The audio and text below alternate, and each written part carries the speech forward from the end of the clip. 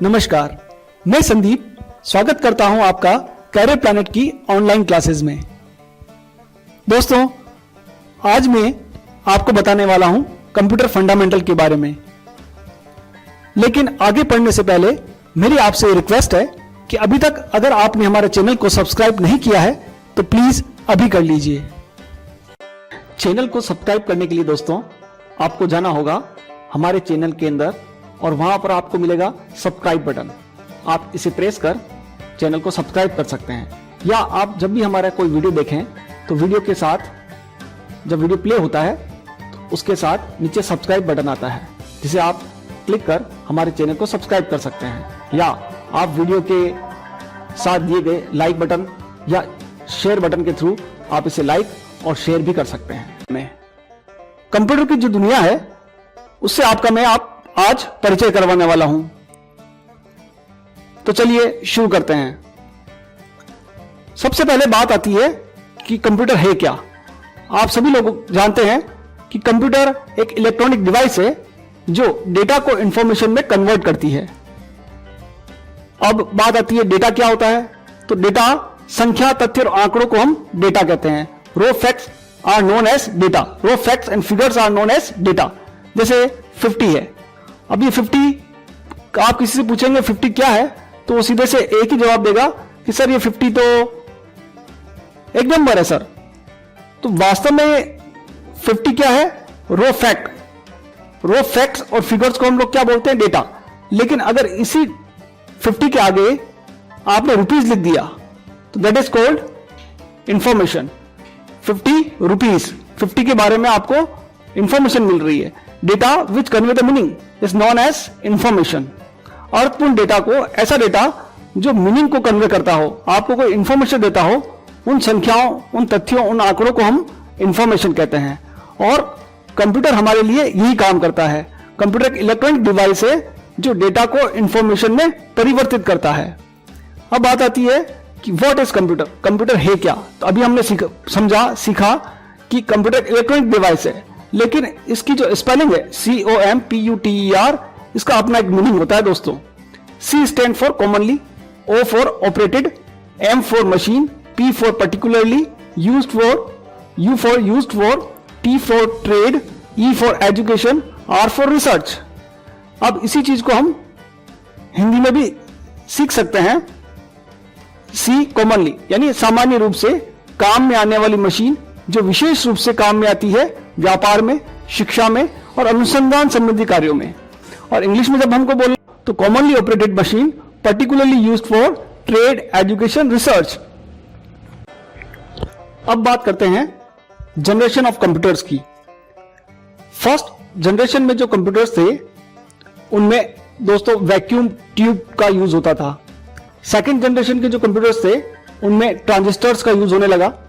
Third generation के computers में ISIS, integrated circuits का यूज होने लगा।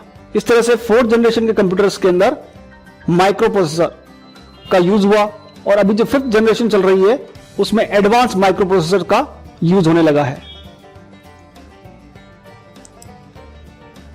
अब बात आती है what is principle of computer, यानी कंप्यूटर का सिद्धांत क्या है। हम सभी का कोई ना कोई सिद्धांत होता है। जिस तरह से हमारा सिद्धांत होता है वैसे ही कंप्यूटर का भी सिद्धांत है।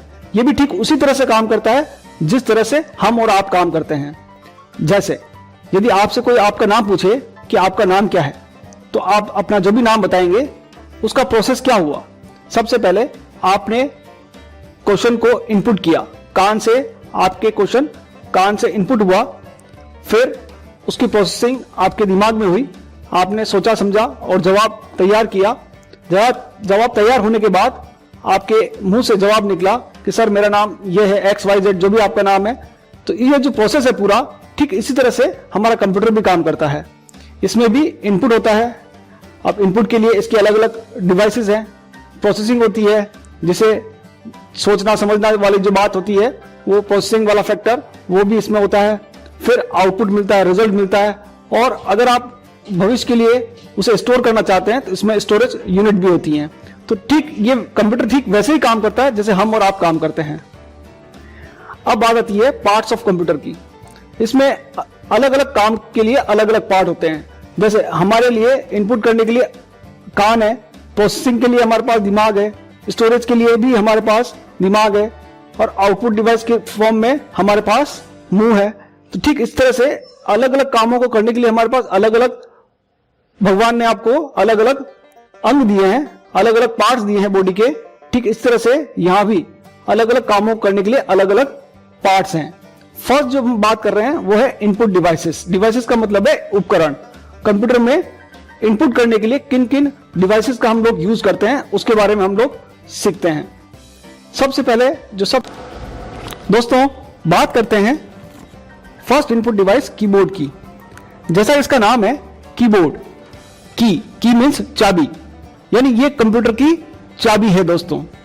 जिस यूजर का हाथ कीबोर्ड पर अच्छी तरह से जमा होता है या जिसे कीज का पूरा नॉलेज होता है वो कंप्यूटर को बहुत अच्छी तरह से हैंडल कर सकता है, ऑपरेट कर सकता है। टाइप्स ऑफ कीज, यानी कीबोर्ड के अंदर अलग अलग तरह की कीज होती हैं। फर्स्ट जो होती हैं उन्हें हम अल्फाबेट्स के नाम जानते हैं, जिसमें स्मॉल A to Z और capital A to Z use होती हैं। नंबर्स की होती हैं 0 to 9। स्पेशल कीज होती हैं विंडोज की, अल्टर की, कंट्रोल की, नमलॉक की, function keys F1 to F12 होती हैं। ये अलग अलग वर्क को अलग अलग तरह से काम करने के लिए अलग अलग सॉफ्टवेयर में अलग अलग तरह से यूज होती हैं। अब सेकंड जो इनपुट डिवाइस है वो है माउस। जैसा इसका नाम है माउस, ये दोस्तों एक तरह का पॉइंटिंग डिवाइस है जो किसी भी चीज को, किसी भी प्रोग्राम को पॉइंट करने के लिए इसका यूज किया जाता है।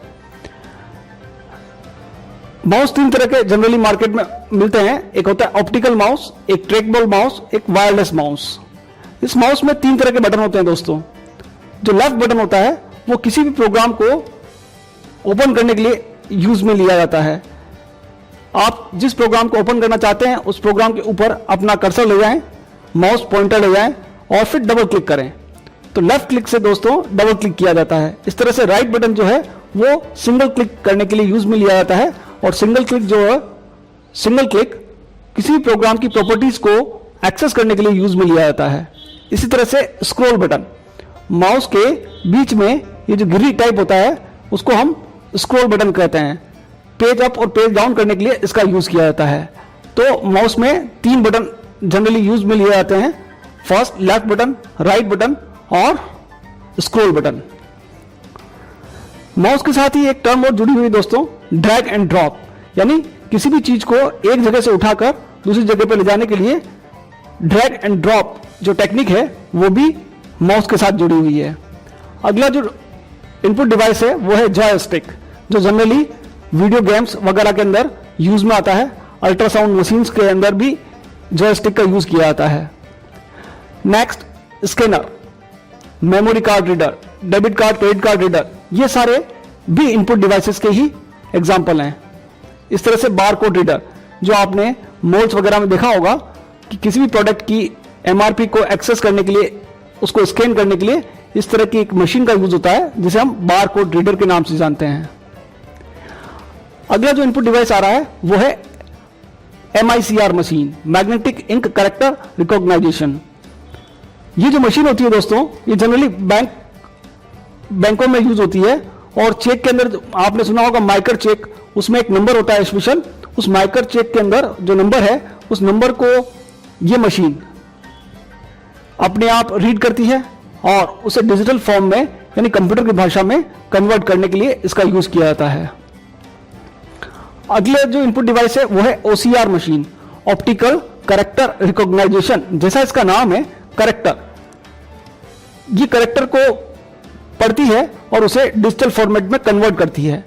इस तरह से OMR, ऑप्टिकल मार्क रिकॉग्नाइजेशन या ऑप्टिकल मार्क रीडर, इस मशीन के द्वारा हम जो एग्जामिनेशन में आपने देखा होगा OMR शीट पर एग्जाम होता है, तो उस एग्जाम में हम जो पेंसिल से या पेन से निशान करते हैं, गोले करते हैं, उन्हें ये मशीन रीड करती है।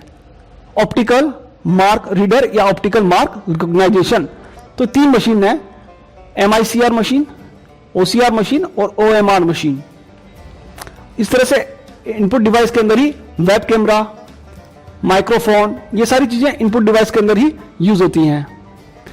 अगला जो टॉपिक आ रहा है दोस्तों वो है प्रोसेसिंग डिवाइस।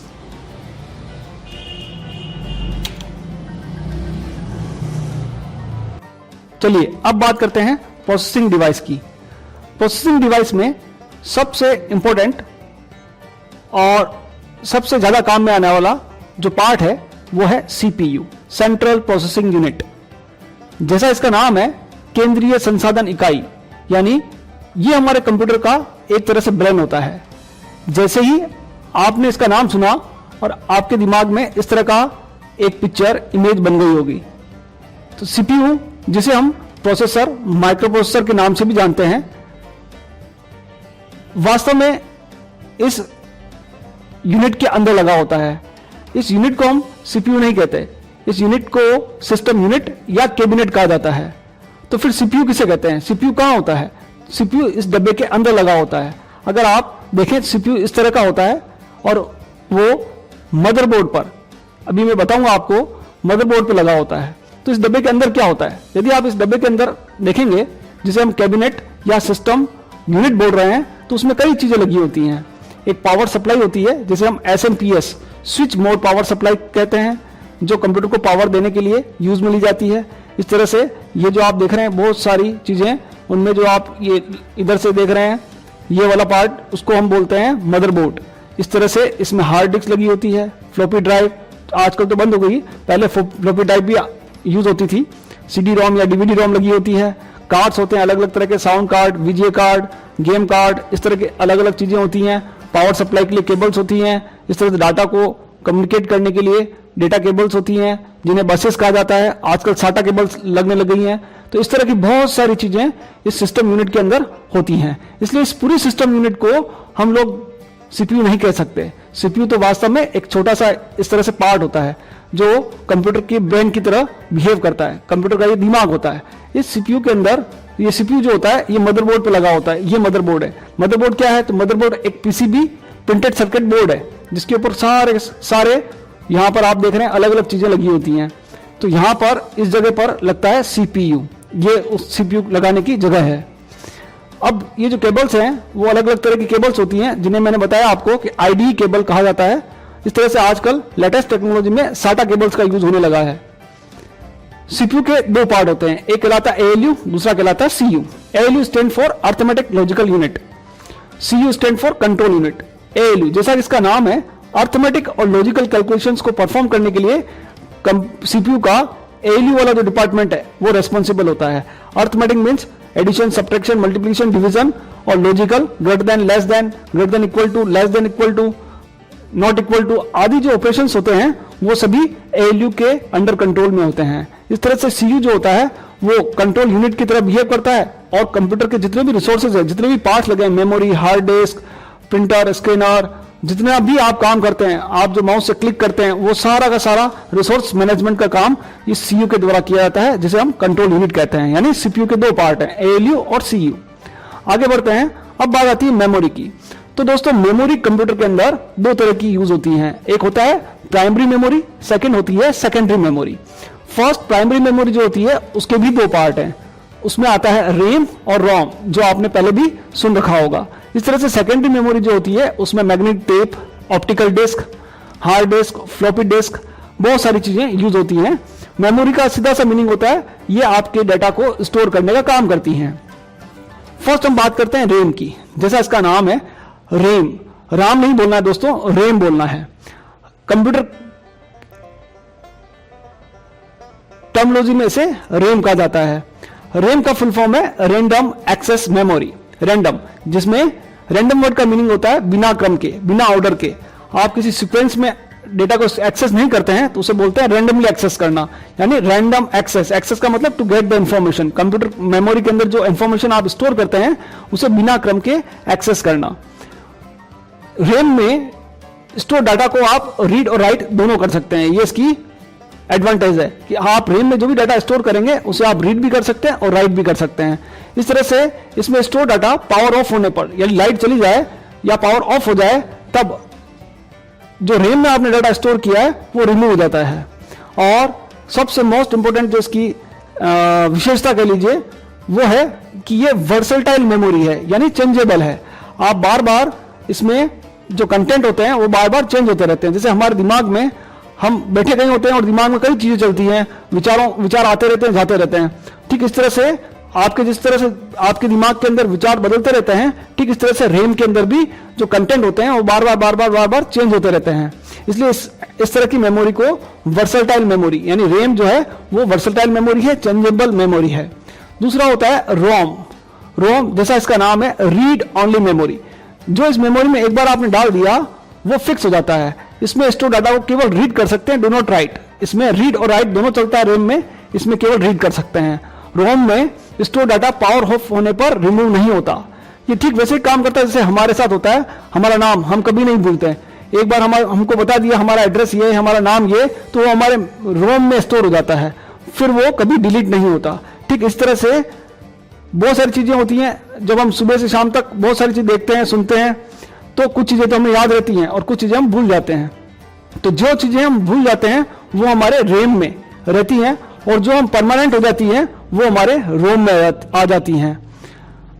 रोम नॉन वर्सटाइल मेमोरी की कैटेगरी में आता है, यानी इसके कंटेंट चेंज नहीं होते हैं। अब बात आती है टाइप्स ऑफ रैम, यानी रैम के भी अलग अलग प्रकार हैं। फर्स्ट जो है वो है एस रैम, स्टैटिक रैम। अब स्टैटिक रैम जो होती है ये रैम, चलिए बात करते हैं एस रैम, स्टैटिक रैम की। मैंने जैसा कि आपको बताया रैम के दो टाइप्स हैं, एक है एस रैम, दूसरा है D RAM. S RAM stand for static RAM. Static RAM में जो भी डेटा स्टोर होता है वो पावर ऑन होने तक, यानी कंप्यूटर में जब तक पावर रहेगा तब तक स्टैटिक रैम अपने कंटेंट को स्टोर करके रहती है। जैसे ही पावर ऑफ हुआ ये अपने कंटेंट को वॉश आउट कर देती है, यानी ये अपने आप को बार बार रिफ्रेश नहीं करती, इसके कंटेंट बार बार रिफ्रेश नहीं होते। जबकि डायनेमिक रैम, नाम ही इसका डी रैम या डायनेमिक रैम है, ये क्या करती है अपने कंटेंट्स को बार बार हर कुछ सेकंड्स में अपने कंटेंट को बार बार रिफ्रेश कर देती है। डी रैम के भी तीन टाइप है। फर्स्ट है EDO, extended data out random access memory. Second है SD RAM, synchronous dynamic random access memory. Third होती है डीडीआर रैम, जो अभी आजकल मार्केट में चल रही है, डीडीआर, डबल डेटा रेट। तो दोस्तों ये थे टाइप्स ऑफ रैम्स। इसी तरह से बात आती है टाइप्स ऑफ रोम की। तो फर्स्ट जो टाइप है वो है P ROM, programmable read only memory, in which the user can load programs and data that are read only. इस तरह से सेकंड होती है EPROM, erasable programmable read only memory. ये भी PROM की तरह होती है, लेकिन ये रीराइटेबल होती है, बट इसे रीराइट करने के लिए आपको इसकी चिप को अल्ट्रावायलेट लाइट के अंदर रखना होता है। थर्ड होती है फ्लैश मेमोरी। ये जो फ्लैश मेमोरी होती है वो आजकल डिजिटल कैमरास, MP3 प्लेयर्स आदि के अंदर यूज होती है। तो ये थी types of ROM, PROM, EPROM और फ्लैश मेमोरी। एक और मेमोरी होती है जिसे हम कैश मेमोरी या कैशे मेमोरी कहते हैं। ये मेमोरी मेन मेमोरी की सहायक मेमोरी होती है, मेन मेमोरी को हेल्प करती है। एक्चुअल में जब CPU और मेन मेमोरी के बीच में डेटा कम्युनिकेट होता है तो कैश मेमोरी उसमें अपनी महत्वपूर्ण भूमिका अदा करती है। जिस कंप्यूटर में जितनी ज्यादा कैश मेमोरी होगी उतना ही कंप्यूटर की स्पीड तेज और बेटर होगी। कैश मेमोरी अलग अलग तरह की होती हैं, L1 cash, L2 cash, L3 cash. तो मेमोरी के तीन टाइप्स हो गए हैं, फर्स्ट रैम, सेकंड रोम, थर्ड कैश मेमोरी। इस तरह से मैंने जो आपको कैबिनेट दिखाया था, सिस्टम यूनिट दिखाई थी, उसके अंदर एक मदरबोर्ड लगा हुआ है। उस मदरबोर्ड पर एक सेल लगता है जिसे हम CMOS बैटरी कहते हैं। ये CMOS बैटरी कंप्यूटर के डेट और टाइम को कंट्रोल करने के लिए यूज में ली जाती है। CMOS, complementary metal oxide semiconductor. इस CMOS बैटरी से कंप्यूटर की डेट और टाइम कंट्रोल होते हैं। नेक्स्ट जो टॉपिक आ रहा है वो है स्टोरेज डिवाइसेस या सेकेंडरी मेमोरी। डेटा को स्टोर करने के लिए जैसे हमारे घर में स्टोर रूम होते हैं, इस तरह से यहाँ पर अलग अलग तरह के स्टोर रूम है। फर्स्ट है HDD, हार्ड डिस्क डिवाइस या हार्ड डिस्क ड्राइव। आपने सुना होगा C drive, D drive, E drive. वास्तव में ये C, D और E या आगे और भी अल्फाबेट हो सकते हैं या कम भी हो सकते हैं, ये सभी हार्ड डिस्क के पार्टीशंस होते हैं। हार्ड डिस्क दिखने में कुछ इस तरह की होती हैं, अंदर इस तरह की एक प्लेट डिस्क लगी होती है और ये हेड है उसका, वो इस डिस्क पर डाटा को रीड और राइट करने का काम करता है। ये डिस्क बहुत तेजी से आरपीएम की फॉर्म में रोटेशन पर मिनट के हिसाब से इसकी स्पीड को मेजर किया जाता है और ये काफी तेजी से रोटेट करती है और हेड उस पर जाकर आपके डाटा को रीड और राइट करने का काम करता है। तो दोस्तों सीपीयू जो है एक तरह का शॉपकीपर हो गया, रैम उसके लिए शोरूम का काम करती है, हार्ड डिस्क गोडाउन का काम करता है। हार्ड डिस्क में जो भी डाटा स्टोर होता है वो सीपीयू के थ्रू रैम यानी शोरूम में आपको दिखाई देता है। अब स्टोरेज डिवाइस में दूसरा जो कंपोनेंट है वो है डीवीडी या सीडी रोम। डीवीडी जिसे हम डिजिटल वर्सटाइल डिस्क भी कहते हैं, इसकी कैपेसिटी दोस्तों 4.7 जीबी के आसपास होती है। इस तरह से CD ROM compact disk read only memory, CD जिसे हम कॉम्पैक्ट डिस्क कहते हैं, ये दोनों चाहे वो डीवीडी हो चाहे वो सीडी हो दो तरह की आती हैं, सीडी आर और सीडी आरडब्ल्यू यानी डीवीडी आर और DVD RW. R for read only यानी ऐसी सीडी या डीवीडी जिसमें कंटेंट एक बार आपने अगर राइट कर दिया तो उसे मिटा नहीं सकते। दूसरा होता है रीराइटेबल, एक बार लिखा फिर मिटा के फिर से और रिकॉर्डिंग की जा सकती है। अभी आजकल मार्केट में एक ब्लू रे डिस्क और आ रही है जिसकी कैपेसिटी 50 to 500 जीबी होती है। इस तरह से स्टोर करने के लिए स्मार्ट मीडिया कार्ड्स मार्केट में मिलते हैं। Mini SD card, micro SD card जो आपने अपने मोबाइल में भी यूज किए होंगे वो इसी तरह से कंप्यूटर में भी यूज किए जा सकते हैं। अगला टॉपिक आ रहा है दोस्तों आउटपुट डिवाइस, और सबसे फर्स्ट और कॉमन जो आउटपुट डिवाइस है वो है मॉनिटर, जिसे विजुअल डिस्प्ले यूनिट वीडियो के नाम से भी जाना जाता है। ये अलग अलग टाइप के होते हैं। फर्स्ट होता है CRT monitor, cathode ray tube. इस तरह का पहले इस तरह का जो मॉनिटर आता था उसे सीआरटी मॉनिटर कहा जाता है। ऐसा ही एक टीएफटी आता है, थिन फिल्म ट्रांजिस्टर। इस तरह का LCD liquid crystal display, LED light emitting diode और प्लाज्मा स्क्रीन। इस तरह के अलग अलग तरह के मॉनिटर मार्केट में मिलते हैं। और एक जो टेक्नोलॉजी यूज हो रही है आजकल, आपका जो केबल कनेक्शन है वो अब डिजिटल फॉर्मेट में हो गया है, उसको कहते हैं HDTV, high definition television. Next जो आउटपुट डिवाइस है वो है प्रिंटर। प्रिंटर दोस्तों वास्तव में दो प्रकार के होते हैं, एक कहलाता है इंपैक्ट प्रिंटर, दूसरा कहलाता है नॉन इंपैक्ट प्रिंटर। प्रिंटर से जो हमको आउटपुट मिलता है उसे हम हार्ड कॉपी के नाम से जानते हैं, और कंप्यूटर में जो टेक्स्ट आपको दिख रहा है उसे सॉफ्ट कॉपी के नाम से जानते हैं। प्रिंटर के रेजोल्यूशन को नापने के लिए एक इकाई का यूज होता है, एक यूनिट का यूज होता है जिसे डीपीआई डॉट पर इंच के रूप में जाना जाता है। इंपैक्ट प्रिंटर, इंपैक्ट प्रिंटर की कैटेगरी के अंदर कैरेक्टर प्रिंटर और लाइन प्रिंटर आते हैं।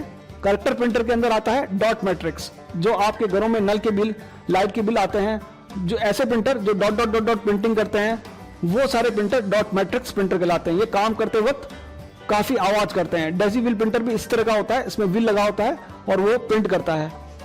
ये काम करते हुए काफी आवाज करते हैं। सेकंड प्रिंटर जो होते हैं लाइन प्रिंटर, इनमें चेन प्रिंटर और ड्रम प्रिंटर को शामिल किया गया है।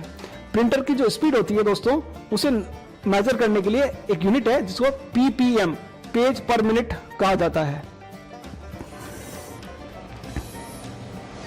नॉन इंपैक्ट प्रिंटर जो होते हैं उनके अंदर इंकजेट, लेजर और थर्मल प्रिंटर आता है। इंकजेट प्रिंटर जैसा इसका नाम है, इंकजेट पेपर पर स्प्रे करता है इंक की और फिर प्रिंटिंग करता है। इस तरह से लेजर प्रिंटर सबसे बेस्ट प्रिंटर होता है और काफी पॉपुलर प्रिंटर है लेजर प्रिंटर। नेक्स्ट जो प्रिंटर होता है थर्मल प्रिंटर। ये थर्मल प्रिंटर स्पेशल पेपर पर प्रिंट करता है, और आपने देखा होगा जो एटीएम मशीन है उससे जो आपको रिसिप्ट मिलती है वो थर्मल प्रिंटर से ही रिसिप्ट प्रिंट होती है। थर्मल प्रिंटर प्रिंट करने के लिए हीट एलिमेंट का यूज करता है। इस तरह से जो आपका लेजर प्रिंटर है वो फोटो सेंसिटिव एलिमेंट्स का यूज करते हुए फिर प्रिंट करता है। लेजर प्रिंटर के अंदर टोनर, इंक को हम टोनर कहते हैं, लेजर प्रिंटर के अंदर टोनर यूज होता है। और जनरली ये black and white printer use होते हैं, लेकिन कलर प्रिंटर भी लेजर की फॉर्मेट में आता है लेकिन वो काफी महंगा होता है। इंकजेट प्रिंटर कलर और ब्लैक एंड व्हाइट दोनों एक साथ प्रिंट आउट निकालते हैं। हेडफोन और स्पीकर, इन्हें भी आउटपुट डिवाइसेस की फॉर्मेट में हम लोग जानते हैं। इस तरह से बड़े बड़े मेप, फ्लैक्स पोस्टर्स प्रिंट करने के लिए जिस डिवाइस का यूज होता है उसे प्लॉटर कहा जाता है। यानी छोटे प्रिंटर से, ये जो छोटे प्रिंटर है इनसे हम लोग बड़े बड़े मेप, फ्लैक्स, पोस्टर्स प्रिंट नहीं कर सकते, उनके लिए प्लॉटर्स का यूज होता है। इस तरह से कुछ डिवाइसेस ऐसी हैं जो इनपुट और आउटपुट दोनों का काम करती है, जिन्हें मल्टी फंक्शनल डिवाइसेस कहा जाता है। जैसे फैक्स मशीन, ऐसी एक मशीन जिसमें स्कैनर, प्रिंटर, फैक्स मशीन और आपका कॉपियर मशीन, वो सारी चीजें एक साथ होती है, एक ही मशीन में होती है, इसलिए ऐसी मशीन्स को मल्टी फंक्शनल डिवाइसेस भी कहा जाता है। ऐसा ही एक और नेक्स्ट है मोडेम। दोस्तों मोडेम कंप्यूटर में इंटरनेट चलाने के लिए यूज में लिया जाता है। मोडेम एक ऐसा डिवाइस है जो डिजिटल सिग्नल्स को एनालॉग में और एनालॉग सिग्नल्स को डिजिटल सिग्नल्स में कन्वर्ट करता है। मैं आगे इंटरनेट पर एक वीडियो बनाने वाला हूं, वहां मैं आपको पूरा वर्किंग ऑफ इंटरनेट के बारे में समझाऊंगा कि ये डिवाइस मोडेम किस तरह से काम करता है और क्या इसकी नीड है। अभी आपको केवल मोडेम मॉड्यूलेटर डीमॉड्यूलेटर से कहा जाता है। मोडेम इंटरनेट चलाने के लिए यूज में लिया जाता है और ये क्या करता है, ये एनालॉग सिग्नल्स को डिजिटल में और डिजिटल सिग्नल्स को एनालॉग में कन्वर्ट करता है। वास्तव में हमारे टेलीफोन लाइन में से जो वेव्स हमको मिलती हैं वो एनालॉग वेव्स होती हैं और ये एनालॉग वेव्स हमारा कंप्यूटर सिस्टम नहीं समझ पाता। हमारा कंप्यूटर सिस्टम डिजिटल वेव्स को या डिजिटल तरंगों को ही समझ पाता है। तो कोई ऐसा डिवाइस की हमको जरूरत पड़ती है जो डिवाइस टेलीफोन लाइन के एनालॉग सिग्नल्स को डिजिटल में कन्वर्ट कर कंप्यूटर को सप्लाई करे और कंप्यूटर के डिजिटल सिग्नल्स को फिर से एनालॉग में कन्वर्ट कर टेलीफोन लाइन को सप्लाई करे। तो ऐसे उपकरण को हम मोडेम कहते हैं, मॉड्यूलेटर डीमॉड्यूलेटर। अगला जो टॉपिक आ रहा है वो है टाइप्स ऑफ कंप्यूटर सिस्टम। अब कंप्यूटर कई तरह के होते हैं और अगर हम इसे ऑपरेटिंग प्रिंसिपल के आधार पर वर्गीकृत करें या क्लासिफाई करें तो फर्स्ट जो है वो है एनालॉग कंप्यूटर। ऐसे कंप्यूटर डायरेक्ट नंबर पर काम नहीं करते हैं, नंबर सिस्टम पर काम नहीं करते हैं।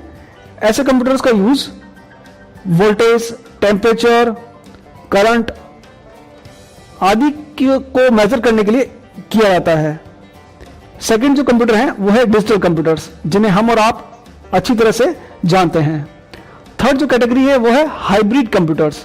ऐसे कंप्यूटर जिनके अंदर एनालॉग और डिजिटल दोनों का मिक्सअप होता है। इस तरह से अगर आप साइज, स्टोरेज, कैपेसिटी और वर्किंग के आधार पर कंप्यूटर सिस्टम्स को क्लासिफाई करें तो फर्स्ट जो है वो है सुपर कंप्यूटर्स। सुपर कंप्यूटर काफी शक्तिशाली कंप्यूटर होते हैं। इनका यूज मौसम की भविष्यवाणियां, कॉम्प्लेक्स कैलकुलेशन, साइंटिफिक कैलकुलेशंस, भूकंप, अर्थक्वेक, इन सब को कैलकुलेट करना, इनकी कैलकुलेशंस करना, इनकी फोरकास्टिंग करना, टेलीकम्युनिकेशंस के काम करना, सैटेलाइट लॉन्च करना आदि कामों को करने के लिए सुपर कंप्यूटर का यूज होता है। जो फर्स्ट सुपर कंप्यूटर था उसका नाम है CDC 6600 और भारत का जो पहला सुपर कंप्यूटर है उसका नाम है परम। अगला जो कंप्यूटर आ रहा है वो है main frame computer. Main frame computer जैसा कि आपको डायग्राम में दिख रहा है, आदमी के आकार के बड़े बड़े कंप्यूटर्स होते हैं जिनमें डाटा मैग्नेटिक टेप में स्टोर होता है।